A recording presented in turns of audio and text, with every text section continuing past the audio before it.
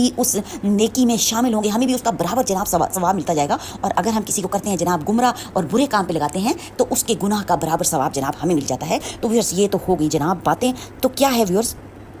آج جو آپ کو دعا جناب بتانے والی ہوں نا، جس کے ادا ہوتے ہی رحمتوں کے دروازے جو ہے نا وہ کھل جانے ہیں، اور انسان کے گرد جو نادیدہ رکاوٹیں، پریشانیاں اور دکھوں کی زنجیریں جو ہوتی ہیں نا وہ ٹوٹنے لگتی ہیں اس دعائے مبارکہ سے۔ یہ در حقیقت ایک نورانی راستہ ہے جو بندے کو اللہ کے قریب کر دیتا ہے کہ فرشتے بھی حیران ہو جاتے ہیں کہ یہ انسان کیا پڑھ رہا ہے۔ دیکھیں ویورز ماشاء اللہ سے اتنی پیاری دعا جو ہے وہ میں نے آج آپ سے شیئر کرنی ہے،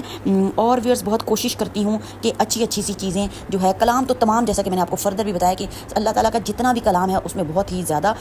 برکتیں ہیں اور بہت ہی زیادہ رحمتیں ہیں اور بہت ہی زیادہ عنایتیں ہیں۔ تو ویورز کیا ہونا ہے اس دعا سے جناب، ایک تو گناہوں کی مغفرت ہو جائے گی، دل کو سکون اطمینان ہو جائے گا جو کہ آج کل کے دور میں کسی کو بھی حاصل نہیں ہے، پر اس دعائے مبارکہ سے انشاءاللہ و تعالی حکم ربی سے جناب آپ کے دل کو سکون اور اطمینان ہونے والا ہے۔ اور جن لوگوں کے رزق میں برکت نہیں ہے، اس دعائے مبارکہ کا اہتمام کریں، اور تنگی اور مصیبتوں سے نجات ہونے والی ہے، اور اللہ کی